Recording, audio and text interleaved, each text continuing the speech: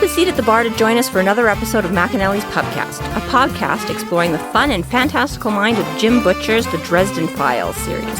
Hosts Tansenn, Jess, and Maggie bring you another round of literary analysis on this immense, immersive, and colorful environment inhabited by Harry Dresden, the world's only licensed private investigator and professional wizard. Join an active and engaged community of new and die-hard dedicated fans focused on the fabulous themes, theories, characters, context, lore, and more. This is McAnally's Dresden Files Pubcast by Free Flow Rambling. Conjure by it at your own risk.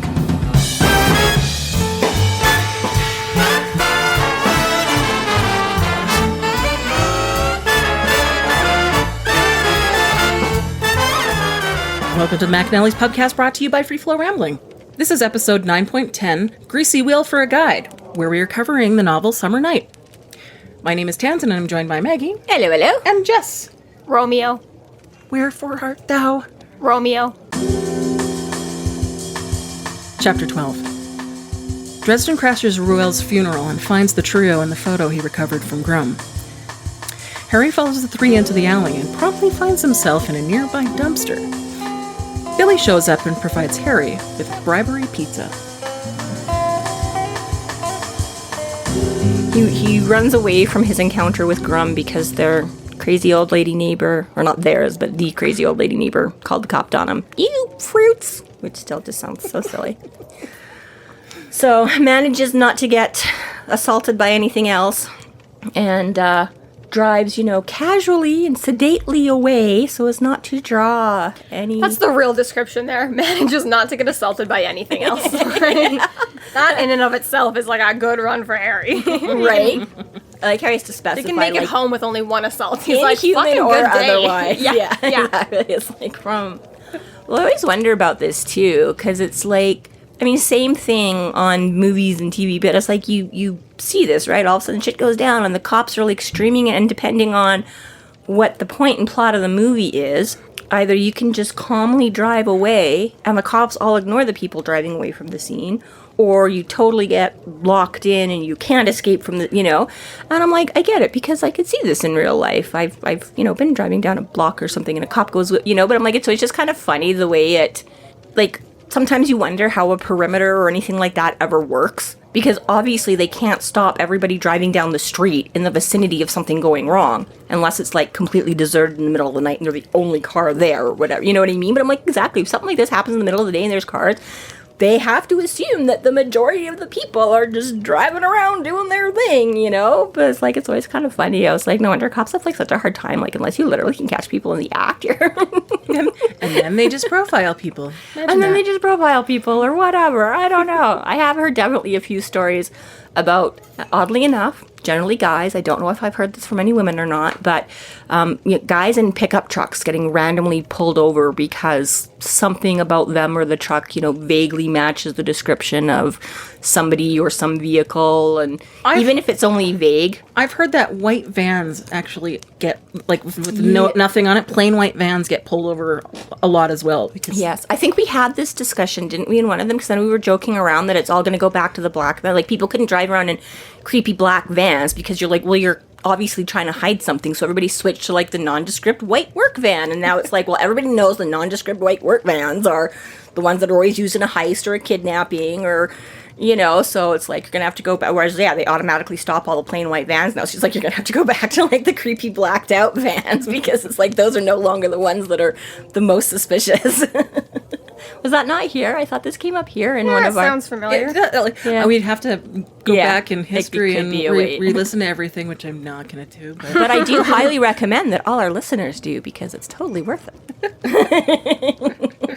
So I guess he doesn't. He figures that's score one for the good guys. He manages to get away. Right. So we do learn a little bit about ogres, that they're wild fae, or also known as free range.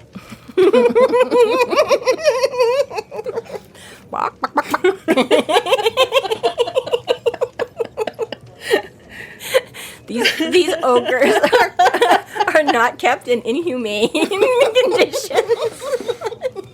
They are the inhumane condition. They are wild, free-range ogres. that have learned to crush your skull and all by themselves. Listen, okay, PETA is out here working for everything and everyone. Yes, that's right. Just because they're monsters doesn't mean we have to be.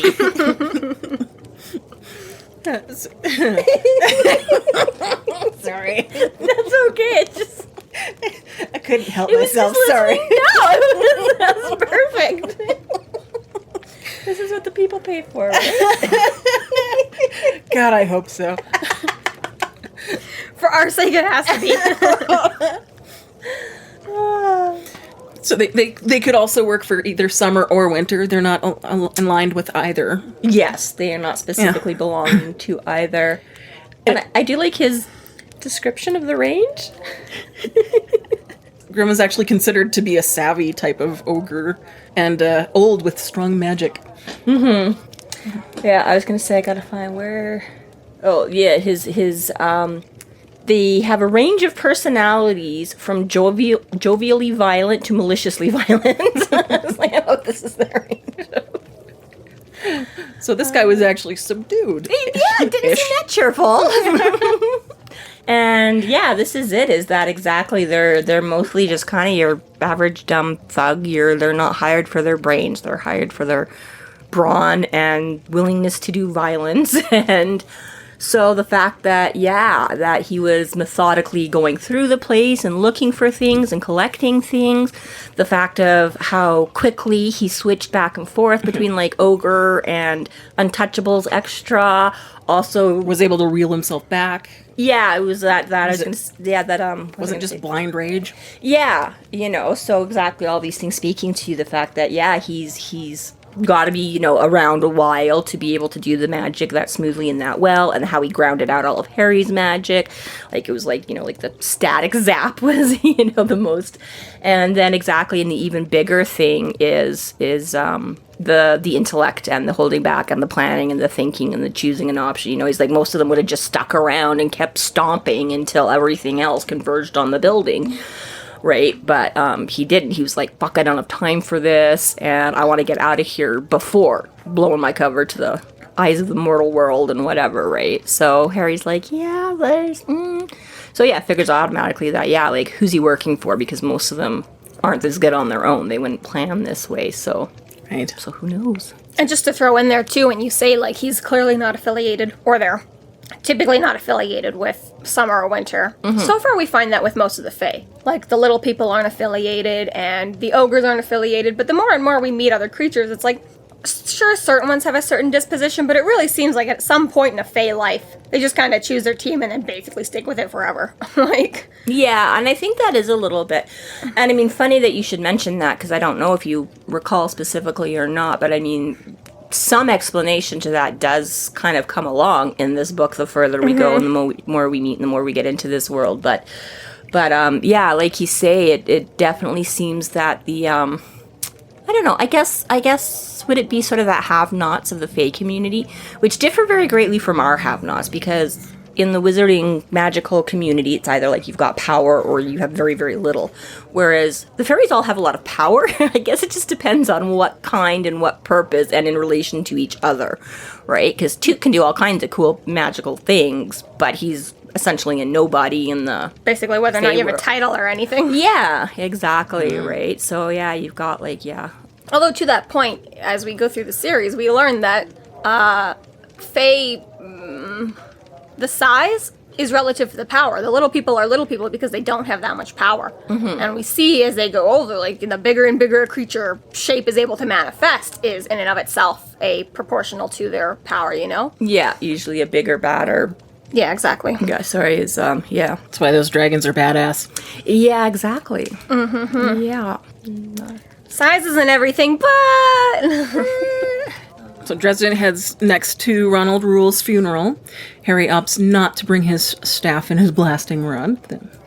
Probably good etiquette at this point. Disrespectful. It is a funeral after all. Yeah, and I think he gives us a fair explanation. He's like, those that don't, just regular mortals will be like, who the fuck is showing up with a giant stick and a rod, and exactly, and those that do know the purpose of it, it's the same thing as, showing up, loaded for bear kind of a thing. I'm like, who walks into a funeral with a giant, assault weapon? So... Yeah, he's like, either way, it's just not going to go well for me.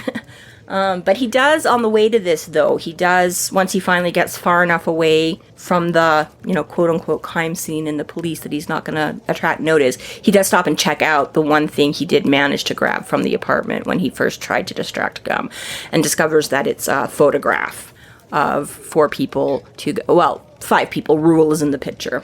But then, yeah, these 4 other younger people. So 2 girls, one gorgeous with green hair and one not gorgeous with a different color green hair.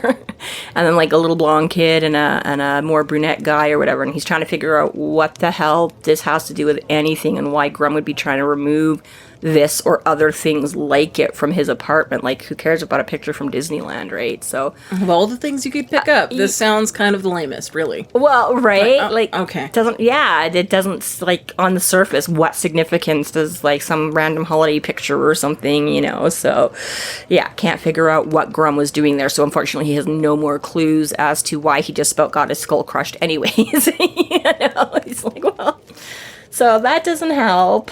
Yeah. And then this is a little sad. Like, you find, like, he pulls up to the funeral home and it's gone from, like, this family run, what seems to me anyway, sounded like it should have been sort of like a nice, best as you can get for a funeral, but like a nice, well run. And now it just seems like this cheap, sold out, right? It's like they've replaced all the landscaping with like rocks and things. It's like instead of a nice, Flannery's funeral or whatever it was. Yeah, Flannery's. Mm-hmm. Now it's like some kind of plastic or neon sign that's like, Quiet Acres. And it's just like, oh, I just kind of cringe a little, right? Like, I think I missed that on the reading. Yeah. Oh, yeah. It used to be, had been a family-run business until a few years before. It was an old place, but had always been well kept. Now the carefully landscaped shrubbery had been replaced with big rocks, which were no doubt easier to maintain.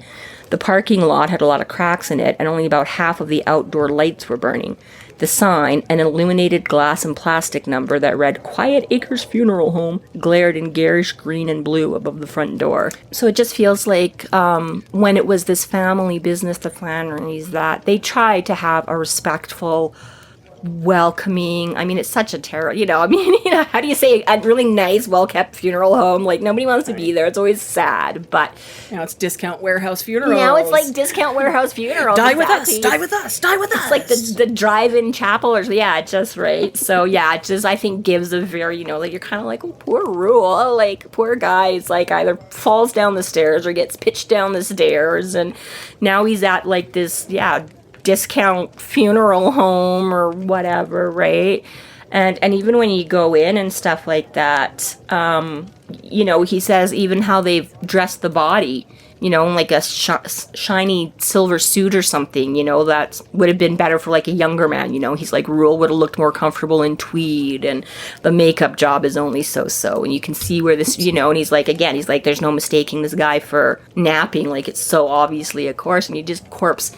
Yes, looking very dead-like is my note that I have here. Yeah, right? No, it's just, a moderate to poor makeup job and the whole bit. You're just like, which I'm sure is the point. It's a quick and easy way to tell us Rule didn't really have anybody. Like, probably no family that arranged this. Maybe not a lot of really close friends or, like, Well, that's what makes it sadder for me, is that you'd think that the summer court would have had more duty to provide a proper funeral service of befitting your night. You would think, and part of me, I didn't even really think of that aspect, but I guess that just goes more to show, like, we do tend to think of the summer court as being the nice ones, and the winter court is not, but really, they don't give a shit about their nights either. Yeah, like, you get... Mortals are mortals are mortals. Yeah, and Dime a dozen. I don't think any of it's been stated here. I think I'm thinking of later books, because we will run into characters like these again more and stuff like that, and that nights kind of come and go, and the queens just need to have this, kind of like I think Bob explained when we found out who... They're not allowed to directly attack mortals, so they hire a mortal hitman. Yeah, right, but beyond that, again, they don't, there's only so much I guess, while you're still within their service and acting for them, they might offer you some protection or status or something, but exactly, it's like it couldn't even put together a good funeral for you. Yeah, clearly. Again, either that or it's again just the alienness of the they're like, I don't know, what do you want? Yeah, We got what- him in a funeral home? We got him a suit? What do you... It could be, yeah. They don't understand death to the point where they're like, Well, who the fuck cares, right? Right, all of that. But yeah, no, that's interesting. I never had thought of it specifically from that point of view. And again, thinking that Summer is supposed to be somewhat kinder and more empathetic, you would think that Titania, of all of them would have, crazy. Clearly But yeah, not. it is sad, and I'm sure Yeah. the reason and the point for all of it, that this poor old man that pitched down the stairs, whether on purpose or by accident, he's just...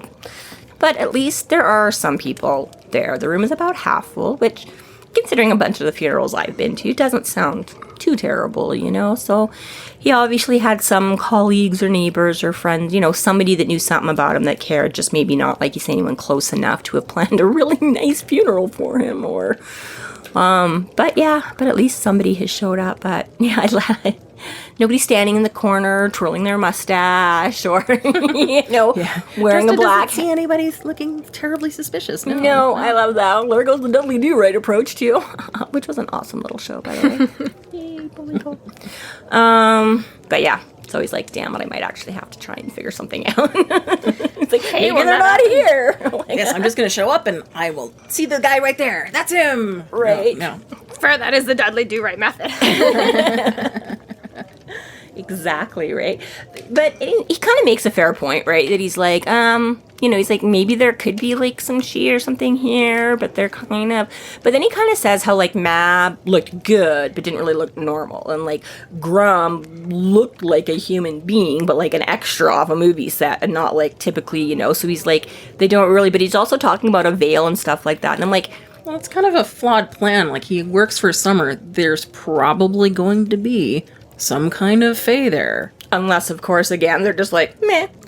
But, well, one should hope that there's going to be at least one one kind of fae should there. hope that somebody would, Elaine or somebody would have shown up. Like, she's been hanging around Summer. I'm like, you know who he is. You didn't show up to his funeral? Like, that, again, seems a little cold or whatever, too. Like, again, even if you're not best buds, it's kind of like... She's been in Summer so long, too, she has become as shitty and useless as all of them. Maybe Jessica Which furthers my brings point. up her love of Elaine. Yeah.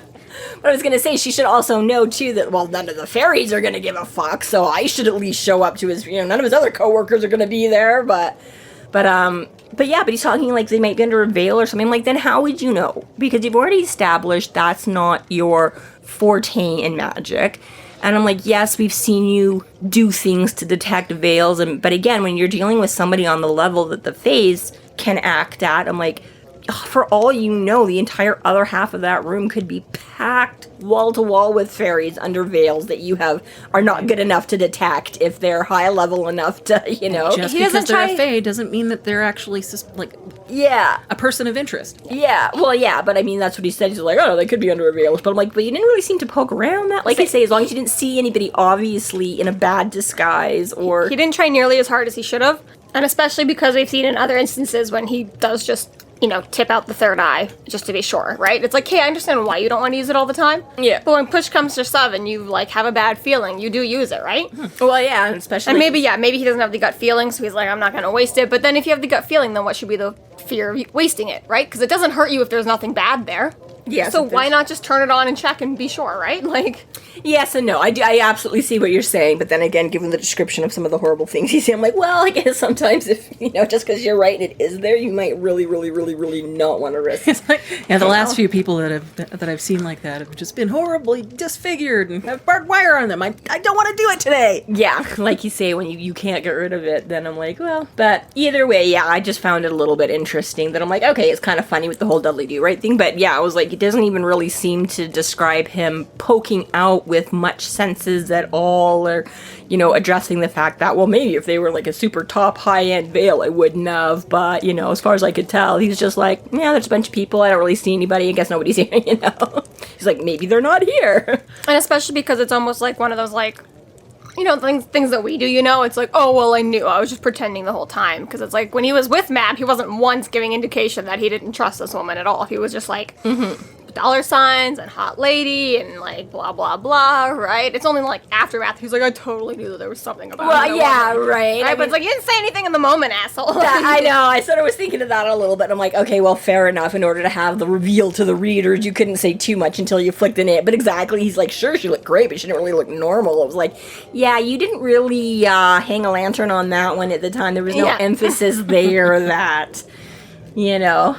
I did find it kind of funny that he happens to stumble upon people that he overhears in the hallway, that he's like, oh, I hear people talking. I know, especially since he's not actively listening to start with. It's just, he steps out of the room and hears whispering voices down the hallway. And is like, oh, I better go check that out. You know? And I'm like, I'm lucky when I hear people talking directly to me, let alone whispering in like a quiet, hushed funeral. Right, you're not a private investigator. This is why I'm not a private investigator, obviously. But he could be bored. I mean, he showed up looking for a bad guy, didn't see anyone. He's like, well, what the fuck am I gonna do now? And he's just kicking rocks and he's like, whispers. Yeah, for the like minute and a half that he spent in there, he walked in, looked at the body, took a glance around and left. Yeah, instantly bored. He's like, this shit sucks. I'm out. I guess. Imagine you're like actually like one of the friends or family though, and you see some asshole walk in, look at your grandpa, and be like, ah! Because that's what the NPCs just did there. Terrible. That's terrible. That's like Harry's a bad guy. No class at all. Right. Hey man, I left my giant stick behind, okay? I'm like, just because I showed up in like my jeans. I'm like, I'm trying. Yeah, he's not getting many classy points this time around, you know, breaking into a dead guy's apartment before he hits this guy's funeral. And he's like, oh, whatever, this sucks. I knew him better than any of you. How many of you have been to his house? How many of you have been in his bed? Because I have.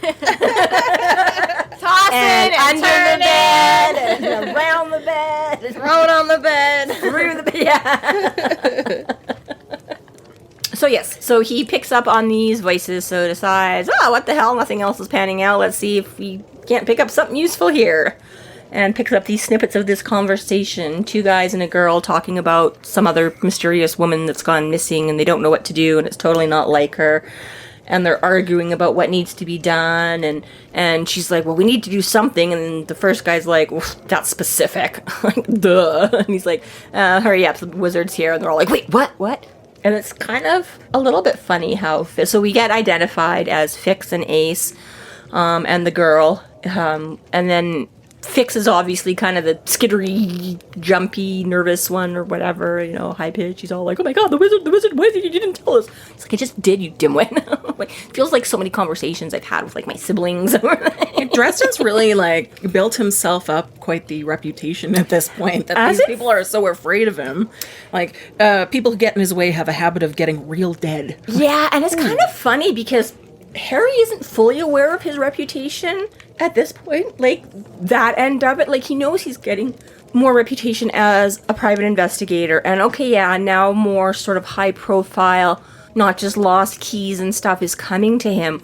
But it takes him a while, and you see in a few books before he kind of acknowledges it, but before he really starts describing himself and recognizing that there's people out there that are scared. Like, I think in this book he said something about, you know, having enemies and things, and the whole war started with that. But it's like, you know, it was like, oh, it's just that one thing with Bianca. You know what I mean? Like, he doesn't realize entirely how much word is spreading. But yeah, but when Ace is like, well, you better hurry up and decide, the wizard's here, and Fix is like, wait, what? Oh my god, what are we gonna do? And totally sounds like he's freaking out. And then it's funny because, the girl's just like, shut up or whatever, and then they're like, well, you know he's in Mab's pocket. And then Fix, who got all freaked out at the mention, is like, well, no, isn't he supposed to be a good guy? I'm like, then why did you just shit your pants at the mention of his name? You know, I'm like, I can understand if somebody, like the girl or something, was like, well, he's not supposed to be that bad. But it's like, it's Fix is like, oh my god, the wizard's here, why didn't you tell us? What do we do? And then he's like, wait, isn't he supposed to be a good guy? To which, yeah, then Ace is like, well, it depends what side you're on. So yeah, it's kind of funny in these early moments, right, where Harry's like, I'm not that, you know, but I'm like, there's a shit ton of people out there going, yeah, you are that scary. And yeah, if you look at it from an outside view, yeah, people just end up dead. Right, because Bianca's mansion took out quite a few people there. There's Victor Sells, the Loop Guru. The Loop Guru, yeah. And all of that. Yeah. And or FBI, rather, whatever. Or both and. So, yeah, it's I really... guess his body count is getting up there. I guess it is. And I mean, Harry can justify most of it. You forgot his first one, Justin. Oh, yeah. And Elaine.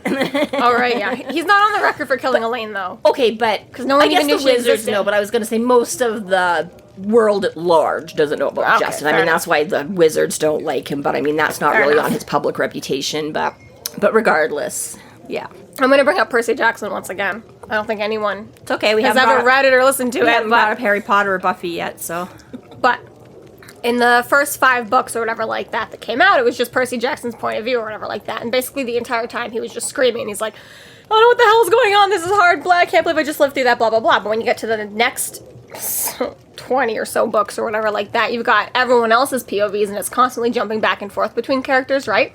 And it's like, it'll be Percy Jackson's character's chapter, his POV, and he's just like, this is really scary, what am I gonna do? Oh my god. And the next chapter is like, I just watched Percy kill 800 people and then go eat a sandwich. What the fuck is up with this guy? But in his chapter, he's just like, oh my god, I'm starving, I need to go eat. And they're just like, he killed 100 people and then sat down and had lunch. And like, it's just all the time Just like... casual, blasé. Yeah, it's just like the whole time Percy Jackson in his mind is just freaking out. He's like, what do? I just gotta get through this, and then it's like, it's all gonna be okay, and then he just moves on with his life, and everyone else is always just like, every time they're reacting to Percy, they're like, this is the scariest motherfucker I've ever met in It's my like, life. they don't see all that, Yeah. exactly. They just see the outside view and the Right, so, yeah. results, and yeah. So Harry, all the time, knowing he's walking around with his good intentions and stuff like that, he's just like, why the fuck are people afraid of me? I never do anything but fight for my life, and everyone is like, this madman kills everything he meets.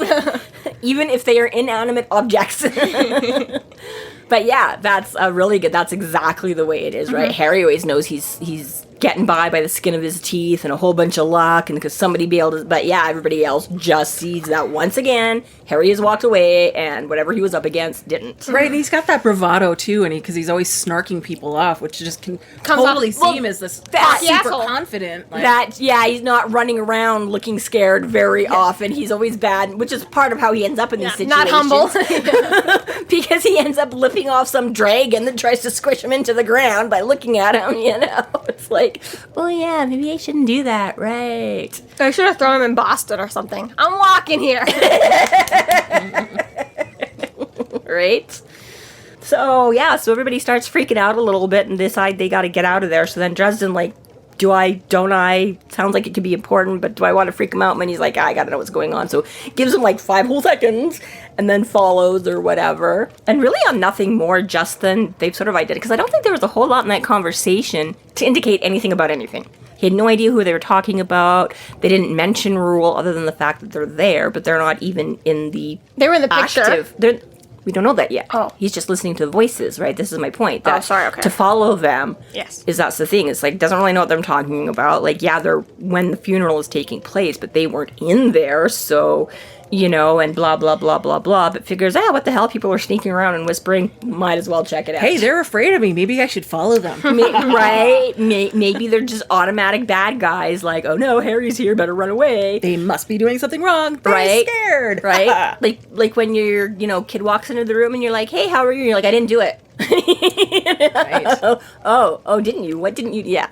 Finds his way to the back exit. Oh, yeah, because he kind of goes back towards the lobby, and they don't come out that way. So he's like, oh, they must have snuck out the back or whatever. So can't pretend to just casually be loitering around the alley or the lobby when they all come out. But yeah, opens the exit door, sticks his head out, and proceeds to immediately get schmucked in the face. So, boof. Yeah. So sees the little blonde guy who freaks out and squeaks. So he's like, oh, hey, that's got to be the guy called Fix. And then the other guy's like scrambling in his pocket for something. He's the other guy. Oh, yeah. Fix's like borrowed suit, clip-on tie. The other guy's a little bit more stylish. He's got like slacks and a sports coat, and he's still got his shades on.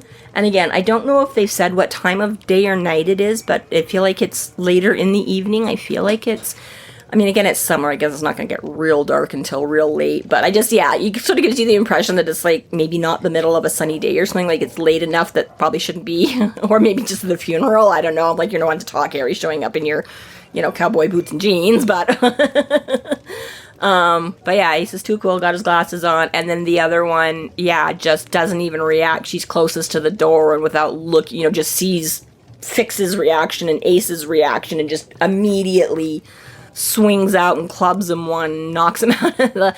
So the only thought he's had time to register is that, hey, these are the people in the photograph I just found from the dead guy's apartment that was being ransacked by a clever, vicious other dude. And then pain. Lots of pain. I had a good chuckle at this where he's trying to talk to them. He's like, magic! No! He's like, he's speaking tongues! He's cursing us! He's like, it's like, dude, I just got smacked in the mouth. I can't, I'm just trying.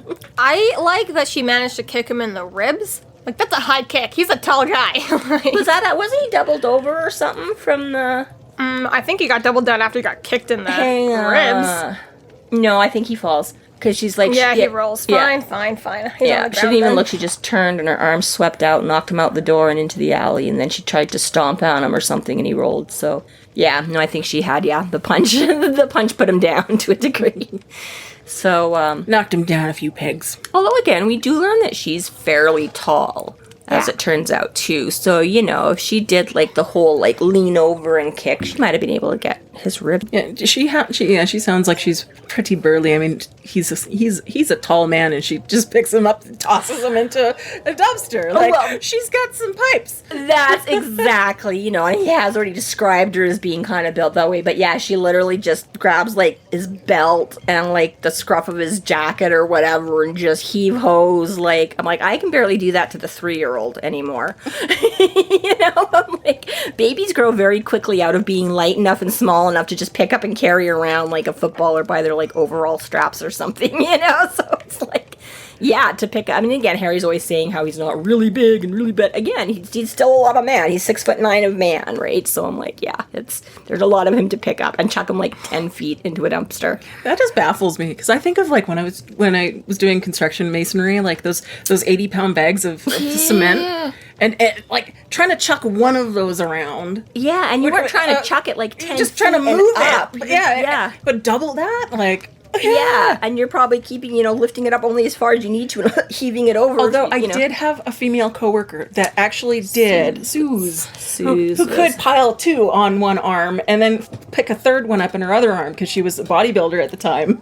So, it's not, I guess. It's not totally... We can't all be Suze, but still. It's possible. It's possible, but there's still a difference between carrying... 240 pounds and tossing, because again, you got to get some upward momentum to get him up and down into that dumpster. So he's gangly too. It's gangly. It's all kinds of impressive. I mean, less so from Harry's perspective, but he never appreciated a woman. It's impressive from a different way than he's. So and Buddy, meanwhile, is probably just as well, because what Ace was scrambling for was a gun in his pocket.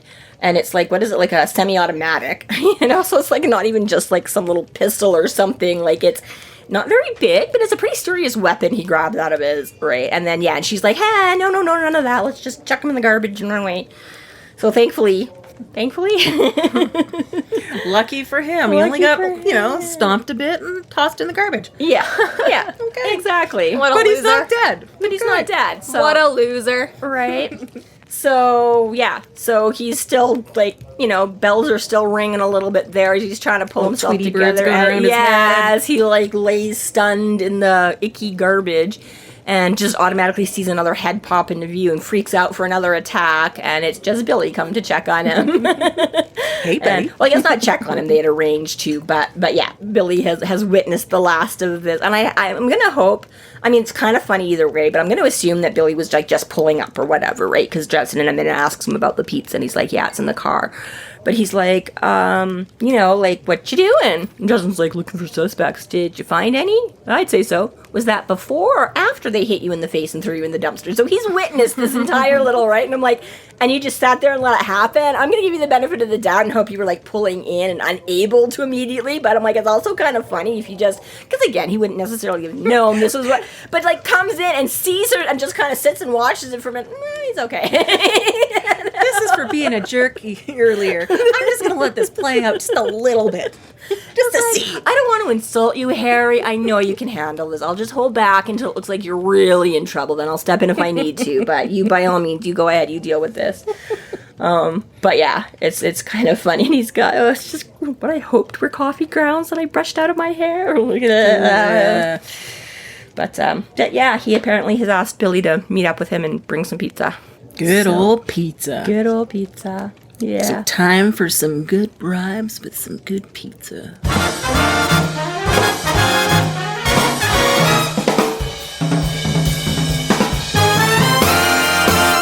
Thank you so much to our Patreon subscribers for your generous support. It's people like you who help us keep doing what we're doing. If you're not yet a Patreon subscriber, sign up today and get a fuck ton of bonus content, kick-ass merch, behind-the-scenes outtakes, and more. Sign up today at patreon.com/freeflowrambling.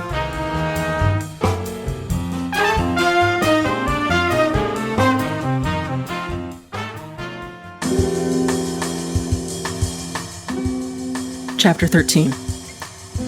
Harry sets up a fairy trap and summons Toot Toot. The fairy comes with a small militia of other fairies to collect the coveted reward of pizza.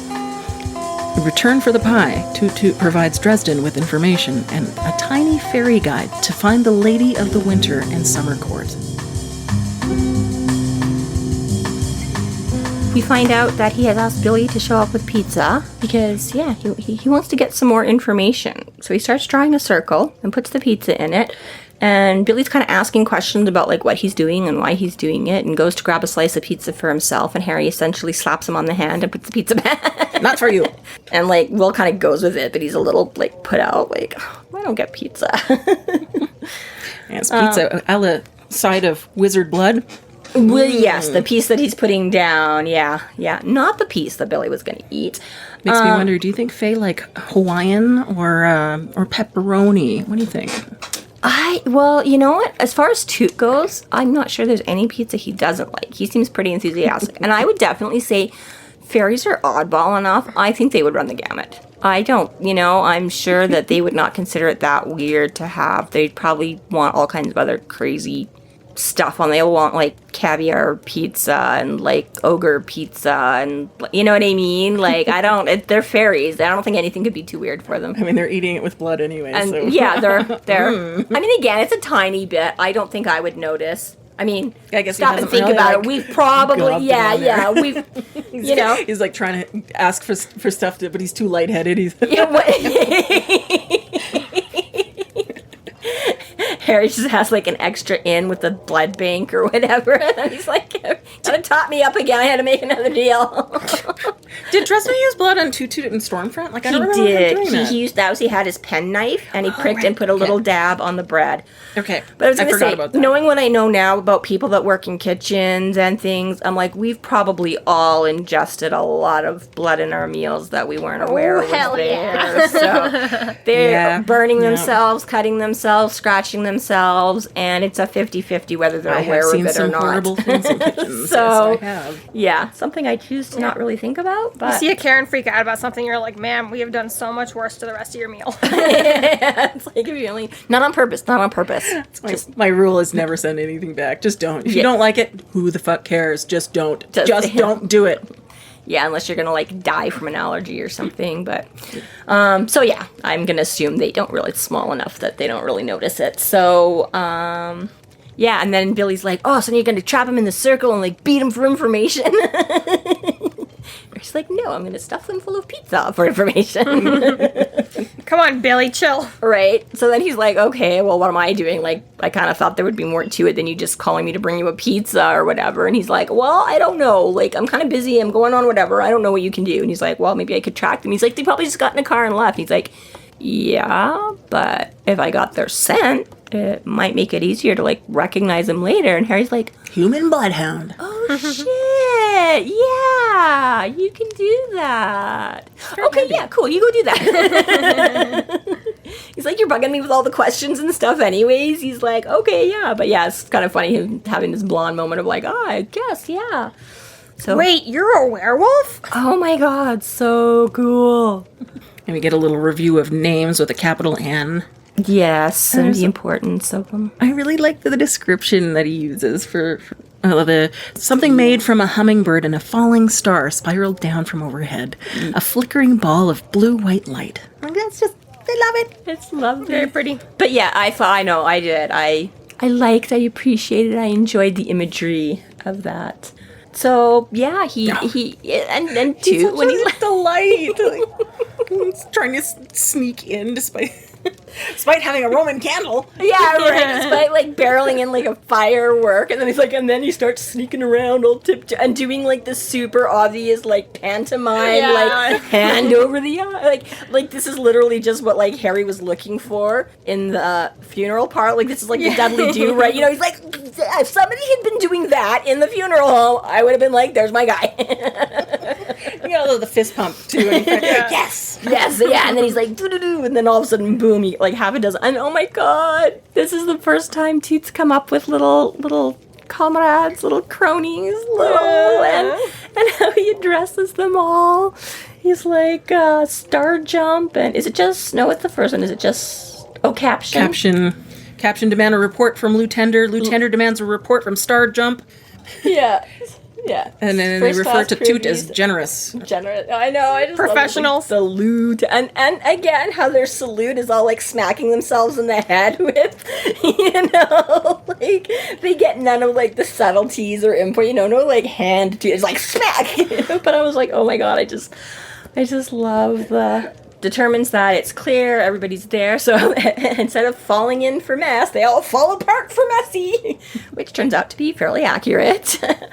And so they all descend upon it and end up closing the circle, and everybody starts freaking out like we saw Toot do the first time, and so now there's like a half a dozen of them all buzzing around and sending off, and Toots, you know, is by now getting familiar with this routine. I mean, you'd think he would be familiar enough with random pizza, although I guess in all fairness, Harry was also, like, at the end of Stormfront, he says he starts leaving pizza, like, he's like, the driver probably wonders why I'm sending pizza out to be delivered to the side of the road. Right, so they never know which one is actually I was going to say, I guess not every time Harry's there, so I will give them that. Friendly pizza or unfriendly pizza? I'll give Toot that, but yes.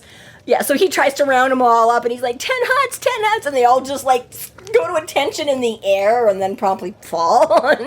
It's, like, just the best little comedic, like, what is it, Keystone Cops or something? It's just Three Stooges. I love his little militia kind of thing. I know. It's so cute. That's so cute, too. He's like, yeah, everything, like, looked like it'd be cobbled together from, like, a child's school kit or whatever. I'm like, oh. But yeah, because they can't do the iron, which we've just been reintroduced to with Mab, right? So they've got like pins stuck into, or like tied onto like pencils that are like a spear for him, and like little plastic cocktail swords, which is adorable, and I'm sure would be pokey for a fairy, but part of me was like, how does that stand up to anything? Like they barely stand up to sandwiches. Can they sharpen it? Like they've got well, I'm sure they could a little bit, and you know. Hey, man, I sliced my finger open on a ruler at work the other day, okay? So, I mean... That dangerous plastic, man. It was metal. At least it was a metal ruler. But... Okay. So I used it to, like, cross out. So it was getting, like, red pen and gunk and smudges. So I grabbed a Kleenex to try and clean the edge off a little so I wouldn't be smearing that's ink. gross. And so I had it, like, cupped in my... Yeah. I had the holding it so the Kleenex was on either side, and... Yeah, anyways, it was not fun. But yes, so all their cute little... And he's got, like, what is it, like a pop bottle cap for, like, a little helmet, and... Yeah, everybody's got all these cutesy little cobbled together things. I'm like, it's just adorable. I love it commands them to freeze, but they do, and they just fall from the air. Yeah, exactly. He's like, finally gets everyone to hold up, and they're like... Toot kind of immediately figures. He kind of goes immediately. He's like, okay, Harry, is that you? Harry steps out, because again, right, he's keeping out of sight. And instead of the usual, like, I'm gonna fill your head with a dung and turn your eyes to worms, and he gets the kissing and the crouching, you can't make me, we're not going, we haven't been called. And Harry's like, what the fuck? Yeah, he takes on a more formal sort of... Or pulling on the rule, like these rules. Yeah, like gibberish, like, you can't make me, we're not gonna, instead of the usual, like, posturing. And Harry's like, what do you make you do what? Like, right? And, again, this is kind of a cute line. He's like, I know. He's like, you can't lie to me. He's like, we're not stupid. He's like, and I can smell the cold queen on you. He's like, I wonder if they make a deodorant for that. But yeah, discover this is where our wild fae, our free-range Fae don't always get to stay free range. And in a conflict like this, the queens can start summoning. So without you choosing if you want to go on to a side or B, what side you want to go to, the queens start being like, yo, we need people. It's the draft. It's the draft. It's completely, yeah. You get conscripted. Here's your papers. Come with me. Yeah, exactly. And Toot and his buddies want no part of this. They're like, nuh-uh, like, they haven't started calling yet. You can't make us go with you. Like, you don't have, right? And Harry's like, I don't have to. Like, I'm working for it. But it's like, it's just like a client, like anybody else. Like, swear. And then, yeah, he's like, really? Honest? Promise? Super swear, double spit. Whatever. Super duper dog, double dog, super duper double dog promise, spit, swear. Yes. I don't know how Harry repeated that back to him. Right. Which Harry does, and then Toot's immediately like, oh, well, okay, then cool. Let's go in. No, Toot demands he spit. Okay, sorry, yes. Yes, I super duper double dog promise, spit, swear. Spit. Okay. So, yeah, Toot is happy. I mean, really, he got his 3. He does it a little bit differently where you don't have to say the exact same, but he's like, you mean it? He's like, yeah. And then he's like, you promise? And then he does the super duper double dog. So that's 3 times he gets Harry to say, dude, I'm not conscripting you. And he's immediately like, oh, okay, well, cool. What's up, Harry? You, bro. And then he cheats because he immediately goes for the pizza, and all the other ones are like, hey, you fucker, and run after Toot. So yeah, after they finish eating, Toot asks Harry who he thinks will win the war, and Harry just automatically thinks that the White Council, and he's thinking vampires, but Toot really puts it in perspective of what's actually happening is the war between summer and winter. Yeah, which is really ultimately more catastrophic. Yeah, and this is it, because he's like, oh yeah, totally, the White Council, we're gonna, and Toot's like, who the fuck cares about it? I don't even know what you're talking about. I'm talking about like the real war, the courts. So yeah, apparently that doesn't even register really on their import level or the big picture or anything like that. But what could go down between the fairy courts, and granted, I mean, we don't know a lot about, but even just sort of what everybody out of, necessarily the Dresden mythology of it, I mean, like, that's the whole point of, like, fairy stories and things. It's, like, these huge, immense worlds beyond or alongside ours or whatever, right? I'm like, the vampires and the wizards are part of what's in this, right? So I'm like, then, like, if the actual whole, like, this isn't the whole world going to war, this is wizards and vampires, right? Whereas that this is literally, the two sides of this literally would be encompassing the whole, right? So you're like, yeah, this is a little more of a global battle that's prepping rather than like, individual countries or whatever, right? Well, but you look at this from the other side too, and it's like, as far as the Fae are concerned, there's nothing bigger than the winter and summer wars. Yeah. But the White Council is looking at, like, we need the winter and summer pathways, right? They need it for their emissary. So for them, it's like, our war is the biggest thing. Yeah. But if they go to war, we can't use their pathways, and then that's going to fuck us all up as well. So it's like... it's just one way or the other. Consequence upon consequence upon consequence that, multiple reactions and problems and da-da-da-da. Yeah. So, and I think this is where, I don't know, they have a bit of a chat about that. And Harry compliments all his like, so it's with all the armor and stuff. He's like, pretty cool, eh? And he's like, ooh, very scary, super.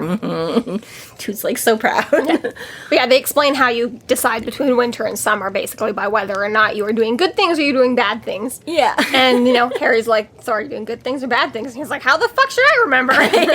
He's like, I do so many things. Who knows? Yeah. Like, obviously not really concerned about, not like, I hope they've been good, but I don't really know. He's like, who can remember? Who knows? Exactly, yeah. It's like, oh, Toot. And this once more shows there is no, to the Fae, being on summer or winter is both good and bad, Toot doesn't care which side he ends up going to. He's just like, it would suck to be conscripted either way. Yeah, he's like, I just don't want to get pulled into this, but yeah, doesn't show a preference. Exhibit any preference to, yeah.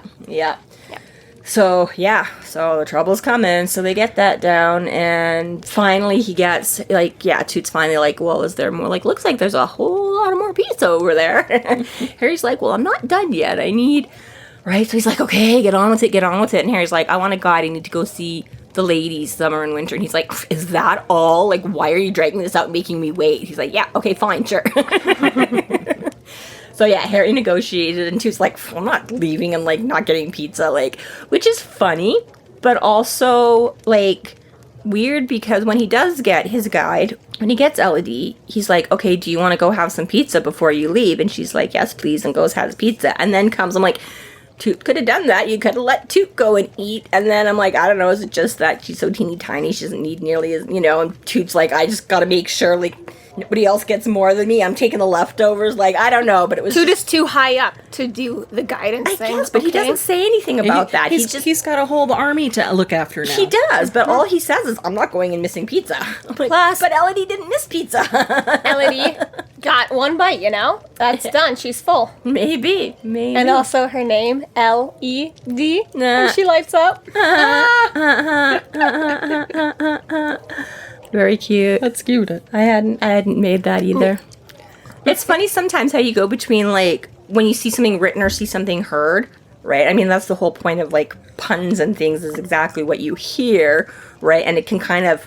Some work better written, some work better spoken. Well, yeah, but how your brain, you know what I mean? Like, if you see it, like you say, you don't think as much about the sound of what that... Like, how, yeah, exactly, your brain is just like, well, obviously this is this. You're like, oh. Dude. Yeah, and this I think is where Billy comes back when they're all like ravaging the pizza again, and Harry's like, don't get too caught up in that. It's pretty, but it can be.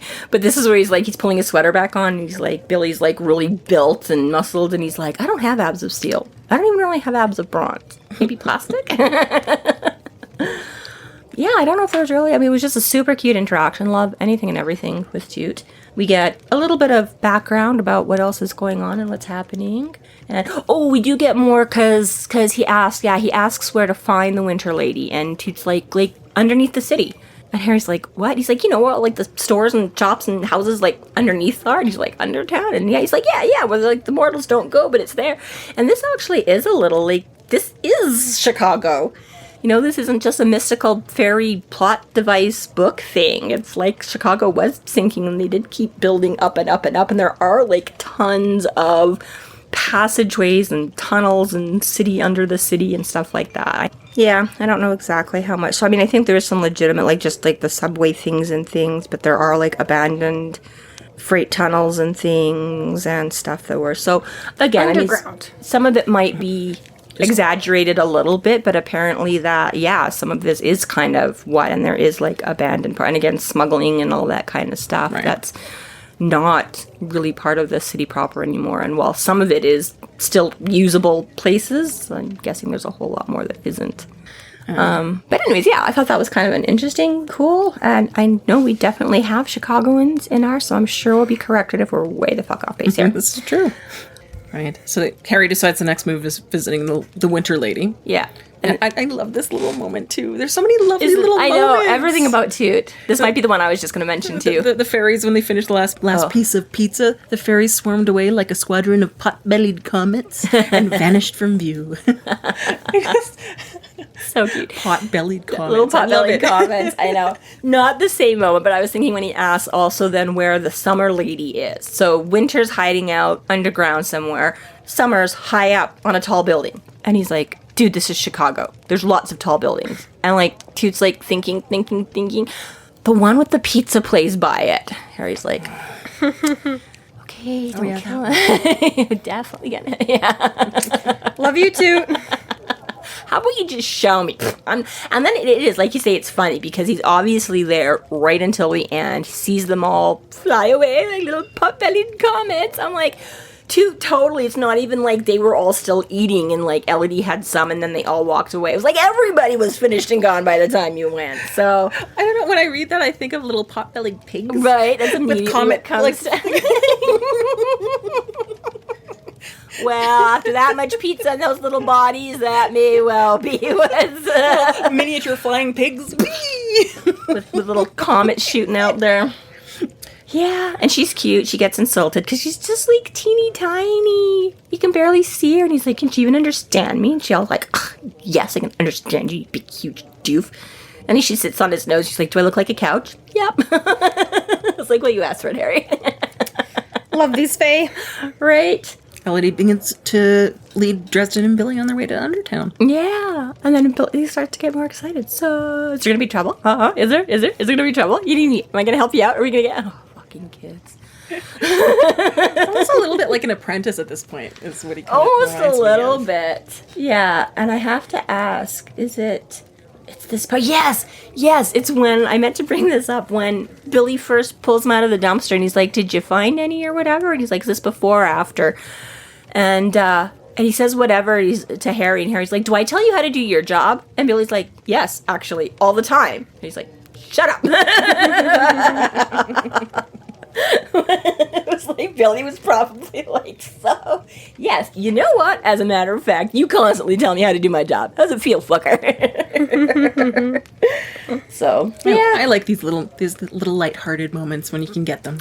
Absolutely. And again, it just emphasizes, right, what Billy was saying at the beginning of it. Like, dude, you're becoming a hermity, old, curmudgeon-y asshole. Like, you need your friends. It's, doesn't make the problems gonna go away, but come on, this is more fun, right? This concludes our episode 9.10, Greasy Wheel for a Guide. Thank you for listening. You can find us online at freeflowrambling.com and McAnally's.ca. There we have links to our other podcasts, social media, and other fun tidbits.